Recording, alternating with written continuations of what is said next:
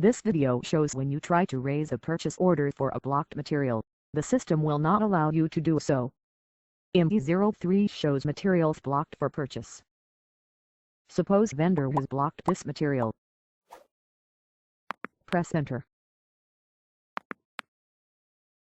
This tick shows the material is blocked by vendor. Click to go back. Again click. Type ME21 then and press enter. Select the order type. Enter the purchase organization, purchase group and company code. Press enter. Enter material details.